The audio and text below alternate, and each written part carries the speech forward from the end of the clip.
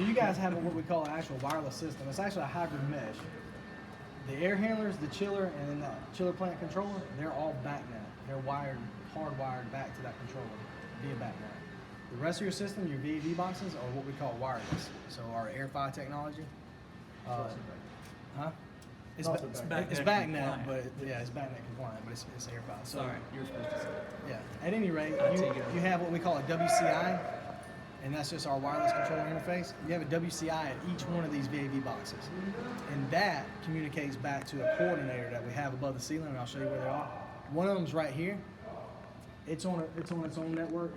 You feel really good about the coverage. Oh, I'll show you, buddy. It's good. Yeah, really good. I'll show you. Everything's in the green. I'll show you. We got maps. I'll show you everything. It's good to go. I believe you. Say it with confidence. I believe you. Hey, I love it. You'll see. I've actually been really impressed. But at any rate, this is on one network. The other one's on a separate network.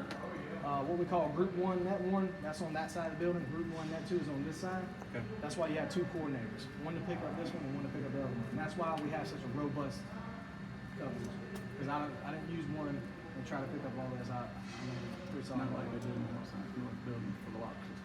Right. You said you really hadn't lost communication with any of them since you've been troubleshooting. Nope.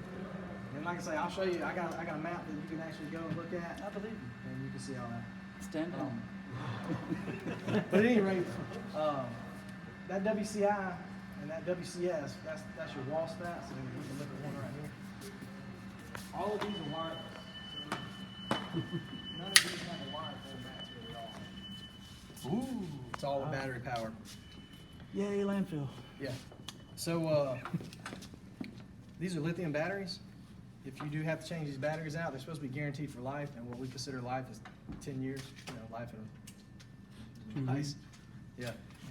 Or if a meth addict comes through and finds out you have lithium in your batteries. Yeah, there you go. If you do have to replace or these batteries, somebody needs to change channel on TV. If you do have to change these batteries, definitely have to go back with lithium. If you go back with a regular battery, you're going to get 3 months, and it's going to be down. It uses a lot of juice. So. You need to super glue those on. Now we have two different ways if you guys want to as far as set points. We can do that from the front end. You guys can control whatever you want it to be at, or you can give them local control with a min-max set point. Mm-hmm. If they have local control, they can go in here and adjust these set points up and down just like regular. Within those, if they took it, if you had that min and max, let's say we set the min at 68, if they took it to 50, it's only going to do 68. But they can, it does look like to them that it's going down to Right, 58. Gotcha. Like that. Makes them feel good. Yeah, usually we do like a 2 degree up, 2 degree down differential. Is that? Yeah. Yes, That's we not- call it an offset. So we have an offset in there right now of 1.5 degrees, which gives you a 3 degree deadband. So Okay. that way you can be at 68 and 71. Well, I think he was talking about 72. giving the owner 4 Yeah. degrees. Right. So No. the occupant of the room. Yeah, Yeah. well, that's what I meant. So if it's set at like 71 right there, they could go 73 or they could go. He's talking about the 69. min and maxes. Yeah, that's what I'm Yeah. saying. Okay. Okay. But they may see it go down to like 65. Right. But It's not going to change. if I go look at the console, it's only going to be at 69. Right. If we only give them a 2 degree. So it's set at 3 degrees currently. Well, my deadband is between modes, but Well, whatever. but now, but between heat and cooling, Right. engaging is different from, I guess, what I'm talking about the room Right, space. I'm with you. Okay. I'm with you. We'll go over that. Whatever you want it to be at, I can make that range All out. right. It's easier to explain at the computer. Sure. Carrie got a real good job. But at any rate, that's what that is. Your occupancy. See right here, we're occupied. Little man's inside of his house. Man inside the house. Yep. If you want to change that occupancy, hit the middle button until it highlights that, and then you can take it to unoct, or you can take it to full off. This is normal system mode. If you wanted to override it after hours, like when we go into an unoccupied state, and you want this to run, you come down here to your occupancy, hit the middle button, highlight your occupancy, select just that guy right there, hit that middle button, and now this occupancy is being overridden. So the only thing that terrifies me with that is that one classroom that's being used on like a Saturday, one person comes in and punches that button, the entire 100-ton system comes online. It can be disabled if you don't want to use the feature. The whole entire, we could disable it, but the whole entire system is going to operate only when that chill water valve is above 10%, or But if there's demand for that in that Right, if space, there's it's demand gonna in have to space. do If it whatever can that. shut her There off. is no like mini one that's gonna pop on. Right. Like the system comes on. Okay. Well, it'll We be had on one, you know, 25 it's 4 stages, so you 25%, bring on 25 tons. You know. So it's, yeah, it's kind of a variable thing, right? So But what, there's- what are y'all talking about for a building schedule right now? Is there any? Like, we normally schedule the buildings like hard, like, you know, from whenever we determine open to close. And then if there's a special event, we'll go in and set it for the event, Yeah, not necessarily give them control, which, you know, maybe we could. I mean, it's something for us to talk about, but yeah. typically we like to maintain control of it, because I So have you to, have the option, and it's easy to disable the It's the just a mode for checkbox. for them to be able to override occupancy. It's just a check box. In our scope, I gotta do what's in scope. so how granular is this? Can I set 3 spaces that can have occupancy overrides at the local level? Yes, sir. But not the others? When you go into the area, you can set each box to which one you want to have tenant override function. So we might could do it in the 3 big labs that we would rent, but not the rest of the building. Now, you just said something that you need to get with him on as far as with rent, because you can actually build that out based on override. Oh, you can see energy use during a period of time? Yep. Well- You can give them set points. You got all that function in that system Yeah. for renting The and all key, that stuff. yeah. Not you, we don't have. It's not, we it's don't not, have any of so that. basically, if you rent a space out to these people, But if I know my kilowatt hour, well, you could set a minimax, you could set a minimax for temperature range or whatever that you want them to have, and you can control your own kilowatt hour. If you didn't want them to take it to 50, whatever you wanted to do. So you can have it to where when they go in and override it or whatever else, or you're scheduling that, it could be counting up and letting you know.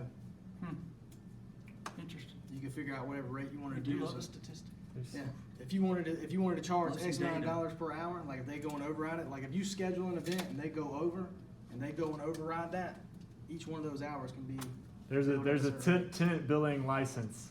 Yeah, So license Oh, is the a key word. license. Yes. So that's why I told you, that's the man you gotta get with. yes, So we sir. gotta figure out if we can bill people enough to at least offset the license, huh?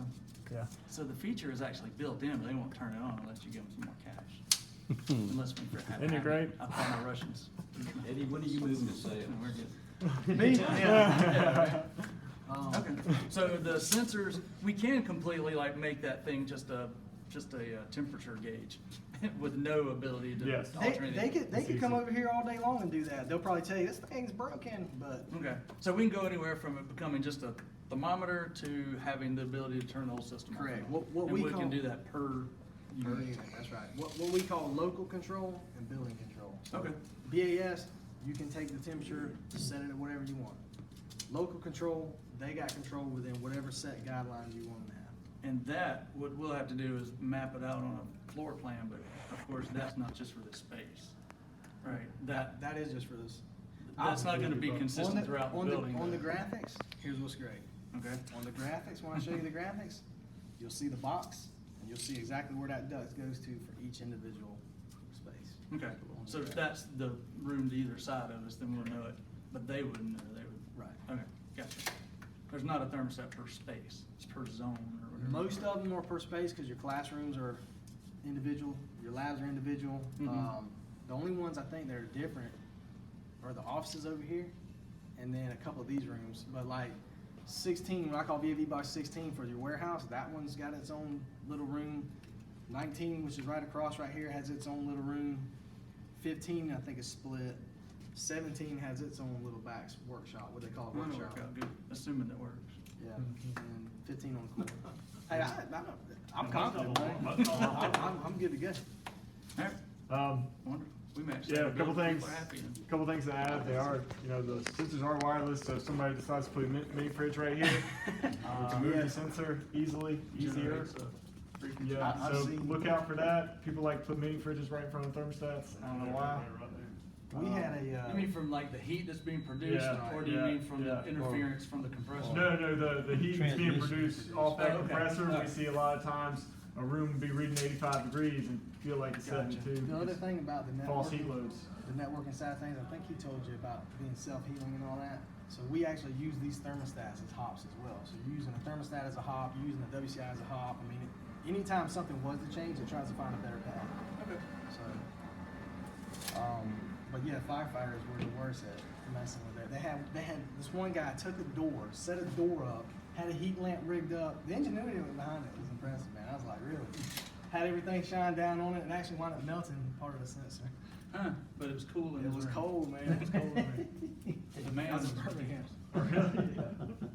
Alright, what else we got? I wanna see, I wanna go to a box. Get a ladder. Yeah, we will need a ladder. You wanna open it up, you mean?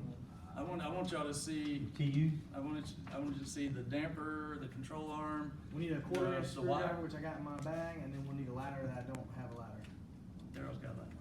I'm sure Daryl has that. What do you want me to do about that? Carry a Don't y'all ladder wanna on see your one? truck? Don't y'all wanna see it terminally? Okay. They can. So don't make me